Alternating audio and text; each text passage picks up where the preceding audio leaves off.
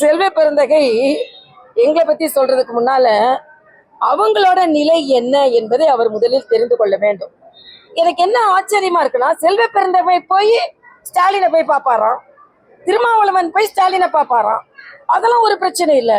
ஆனா அண்ணன் எடப்பாடி போய் அமித்ஷாவை பார்த்தா, ஆகா அமித்ஷாவை பார்த்து எங்க கூட்டணின்னு இருந்தா, கட்சி தலைவர்கள் கூட்டணி இருந்தா பேசதான் செய்வாங்க. இதுல என்ன ஒரு ஆச்சரியம்னு எனக்கு தெரியல. இதுல இருந்தே திமுக வளவளத்து போயிருக்கிறது மட்டும் இல்ல, செல்வ பெருந்தகை ஆமை புகுந்த வீடை பற்றி இவர் பேசி கொண்டிருக்கிறார். காங்கிரஸ் கட்சி இப்ப எப்படி இருக்குன்னு நமக்கு தான் தெரியும். இவர் புகுந்த காங்கிரஸ் கட்சி எப்படி இருக்குன்னு காங்கிரஸ்காரங்க கிட்ட கேட்டாதான் தெரியும். அதனால இன்றைய காலகட்டத்துல என்னை பொறுத்த மட்டில் ஒரு சந்திப்பு நடந்தாலே அது, இப்ப நானும் தம்பி விஜயபாஸ்கரும் உள்ள பேசிட்டு தான் இருந்தோம். நாங்க அரசியலுக்கு எவ்வளவு பேசுவோம், உடனே இவங்க என்ன பேசினாங்க எப்படி பேசினாங்க அப்படின்னா, ஆக ரெண்டு கூட்டணி கட்சி தலைவர்கள் பேசுவது இயல்பு, இயற்கை.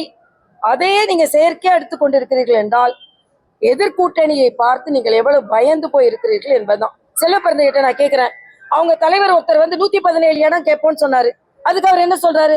போய் கேட்டுவாரா?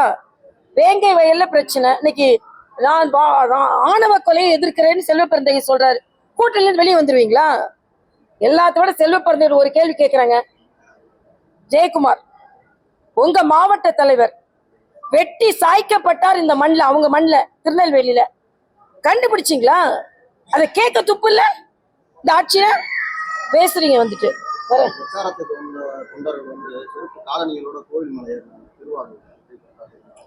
அது தவறு. தம்பியே கூட வேல் கையில வாங்கும்போது செருப்பை கலட்டி இருந்திருக்கணும், அதுவும் தவறு. சிலதெல்லாம் இப்ப ஆரம்ப காலத்துல அவருக்கு சிலது தெரியலன்னு நினைக்கிறேன். அதனால மக்கள் உணர்வை புரிந்து கொள்ள வேண்டும் என்பது எனது கருத்து. இப்போ காலையில் கூட நான் ஒரு நிகழ்ச்சிக்கு போனேன், அதில் வேல் இருந்தது, ஒன்று நான் செருப்பை கழட்டி போட்டிருந்தேன். இது வந்து ஒரு உணர்வு. அதனால அவரும் மத நம்பிக்கைகளை மதிக்கணும், அவர் தொண்டர்களுக்கும் அதை சொல்லி கொடுக்கணும் என்பது எனது கருத்து. செய்திகளை உடனுக்குடன் தெரிந்து கொள்ள கீழ்கண்ட கேபிள் மற்றும் டிடிஹெச் நெட்வொர்க்குகளில் எம்நாடு செய்தி தொலைக்காட்சியை காணுங்கள். பாதகம் செய்பவரை கண்டால் நாம் பயம் கொள்ளலாகாது பாப்பா, மோதி மிதித்து விடு பாப்பா, அவர் முகத்தில் உமிழ்ந்து விடு பாப்பா. அண்மை செய்திகளை உடனுக்குடன் தெரிந்து கொள்ள இணைந்திருங்கள் எம்நாடு தொலைக்காட்சியுடன்.